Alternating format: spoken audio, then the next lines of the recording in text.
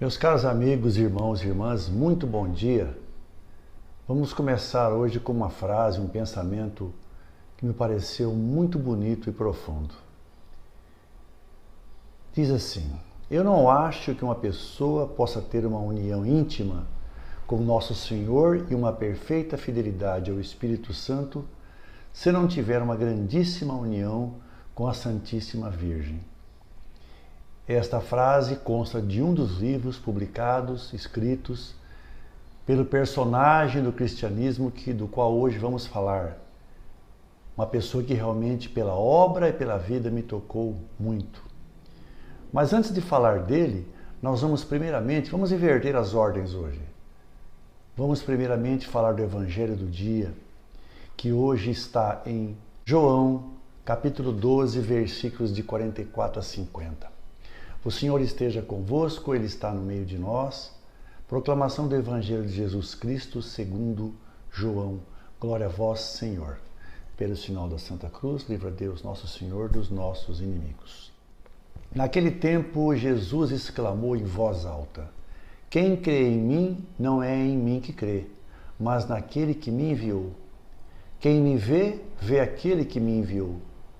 Eu vim ao mundo como luz para que todo aquele que crê em mim não permaneça nas trevas. Se alguém ouvir as minhas palavras e não as observar, eu não o julgo, porque eu não vim para julgar o mundo, mas para salvá-lo. Quem me rejeita e não aceita as minhas palavras já tem o seu juiz. A palavra que eu falei o julgará no último dia. Porque eu não falei por mim mesmo, mas o Pai que me enviou, Ele é quem me ordenou o que eu devia dizer e falar. E eu sei que o seu mandamento é vida eterna. Portanto, o que eu o digo conforme o Pai me falou. Isso para nós, meus amigos, irmãos e irmãs, é palavra de salvação. Glória a vós, Senhor. Meus amigos em Cristo, estamos aqui diante de um evangelho em que principalmente para mim fica muito claro a postura que Jesus teve quando veio ao mundo para desempenhar a missão que o Pai lhe confiara. Ele me lembra aquele professor que você sente confiança, segurança nas coisas que ele ensina e você se sente bem enquanto o ouve. Ou também aquele chefe do seu trabalho que comanda tão bem você e sua equipe que você trabalha feliz e seguro do que você vai fazer. Jesus não titubeia. Ele é firme, reto e direto, mais uma vez, como em outras passagens em que ele declara mais ou menos os mesmos ensinamentos. Ele afirma e reafirma que veio ao mundo amando de seu Pai e sabe muito bem o que tem a nos dizer. Não veio nos julgar e não veio condenar ninguém, mas veio mostrar o caminho da salvação e principalmente dizer a nós que o cumprimento ou não dos mandamentos e de seus ensinamentos é que vão definir a nossa posição e o que teremos no julgamento final. Quem ouve suas palavras e age de acordo com os princípios que ele propagou e nos ensinou, já tem a salvação garantida. Mas aquele que rejeita as palavras já sabe que o seu julgamento será aquele não dos melhores. Nós sabemos que Deus é magnânimo e que sempre está pronto e disposto a nos perdoar. Mas temos também que ter consciência de que Ele aguarda que nós sigamos e hajamos de acordo com a palavra de Deus. Só assim teremos garantido o nosso lugar no reino dos céus. Vamos agora falar do personagem do cristianismo de hoje, que, como eu disse, me chamou muita atenção pela obra que ele fez durante a sua vida. Aquela frase do começo é dele, e aquele é o fundamento da espiritualidade de Luís de Maria Grignon de Montfort. Luís de Grignon nasceu numa cidade chamada Montfort, na Bretanha, França, em 1673, ao lado de vários irmãos que também se dedicaram à vocação e carreira religiosa. Ele foi batizado imediatamente após seu nascimento e cursou uma escola jesuíta. Logo depois, ele foi para Paris, no seminário de São Sulpício, e foi estudar teologia na Universidade de Sorbonne. Luís, quando foi crismado, acrescentou ao seu nome o nome de Maria. Passou a chamar-se Luís de Maria Grignon Montfort. Conta-se logo depois que ele abandonou o nome de família e ficou apenas sendo chamado de Luís de Maria Montfort. Ele foi ordenado aos 27 anos de idade e aqueles que testemunharam a sua ordenação dizem, e isso está relatado nos escritos, que ele ficou o dia todo prostrado em adoração. Disseram que ele parecia um anjo diante do altar.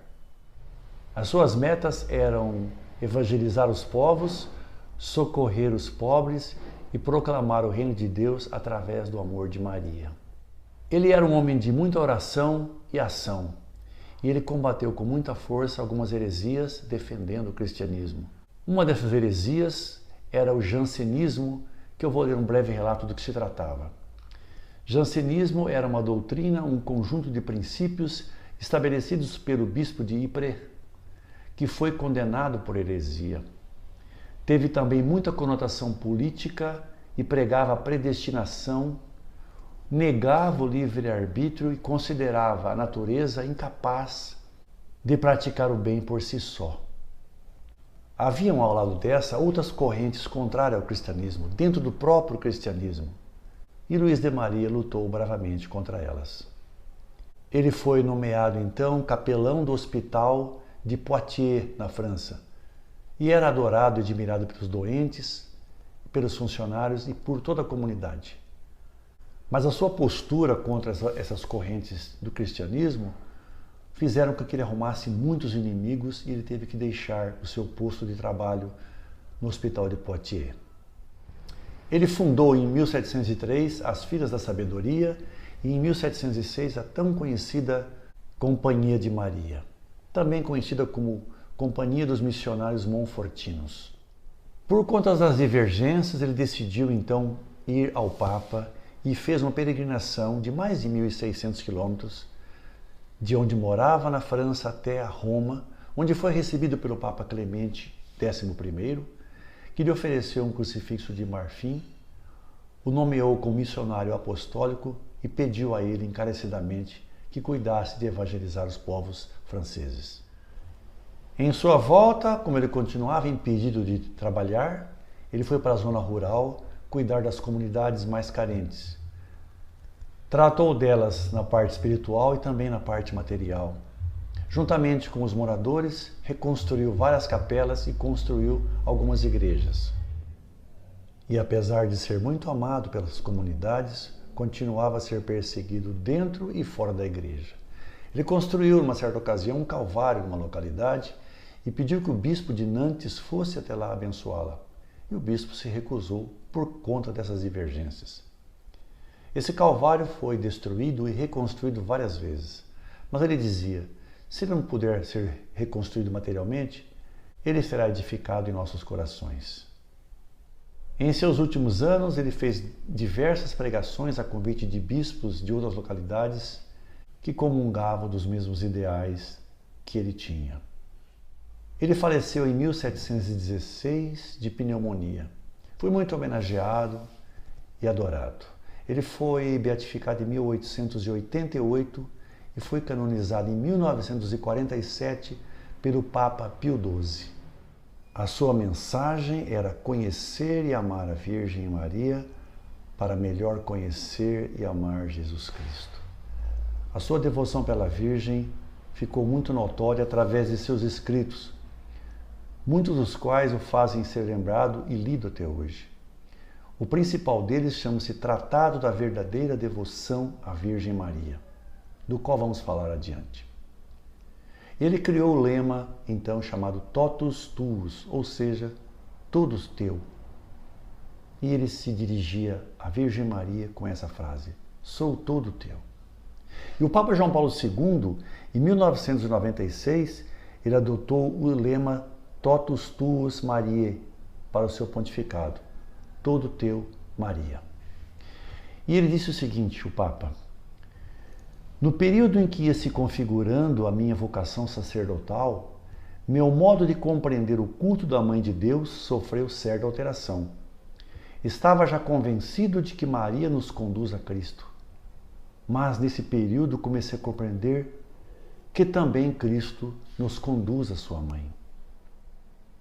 E este, meus irmãos, é o livro do qual eu disse.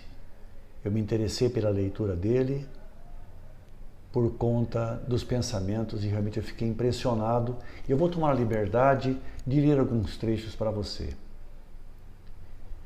Foi pela Santíssima Virgem que Jesus Cristo veio ao mundo, e também por ela é que deve reinar no mundo. Durante a vida, Maria permaneceu muito oculta. É por isso que o Espírito Santo e a Igreja lhe chamam de Alma Mater, mãe escondida e secreta.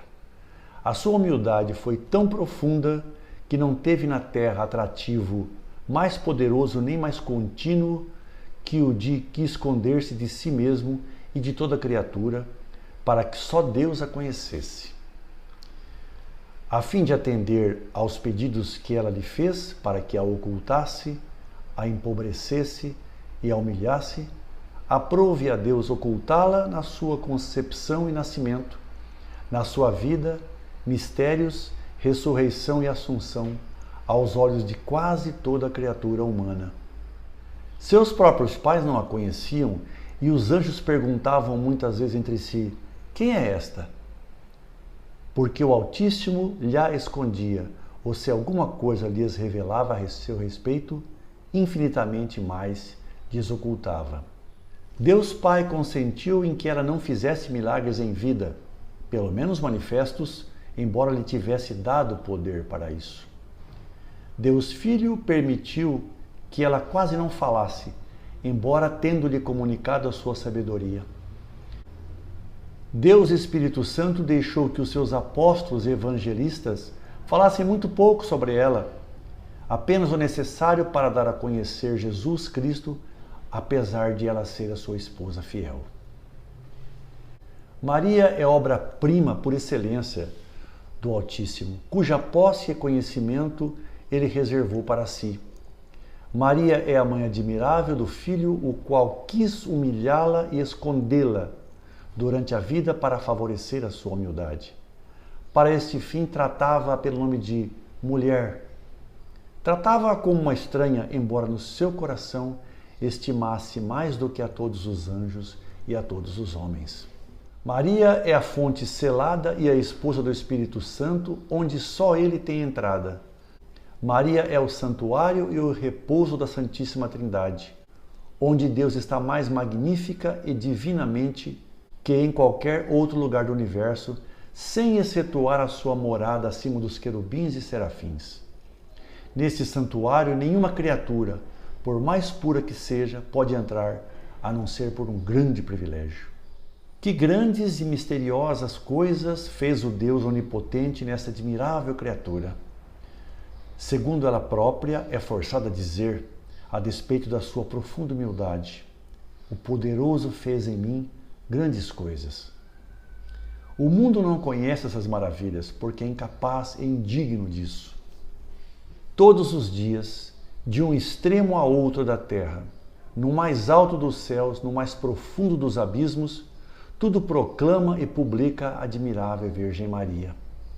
Os 9 coros dos anjos, os homens de ambos os sexos, idades, condições ou religiões, os bons e os maus, e até mesmo os demônios, são forçados a chamá-la de bem-aventurada.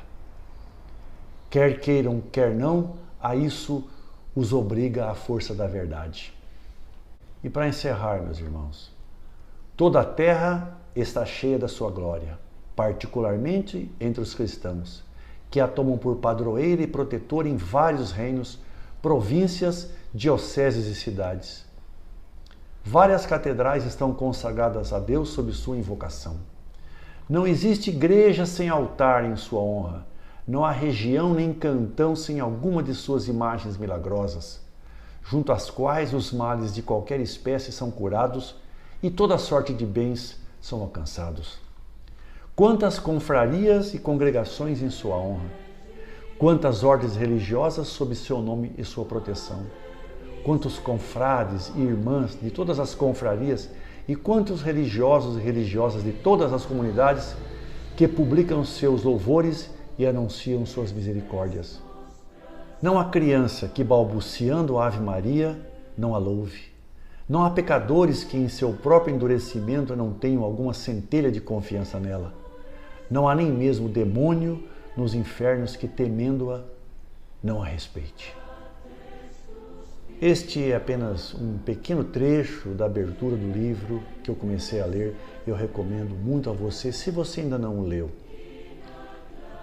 Realmente ele coloca Maria no mais alto dos pedestais. E às vezes eu fico pensando que ainda existe algumas pessoas, tenho certeza que são poucas, que não reconhecem o valor da Mãe de Jesus. Peçamos a ela e São Luís de Maria Grignon Montfort que rogue por nós. Que você tenha uma semana abençoada, um dia muito feliz, que possamos nos reencontrar em breve, se Deus quiser, na semana que vem, e que você fique bem, feliz, com pensamentos positivos e alegria em seu coração. Deus abençoe você, a sua família, e fique com Deus. Um grande abraço a você.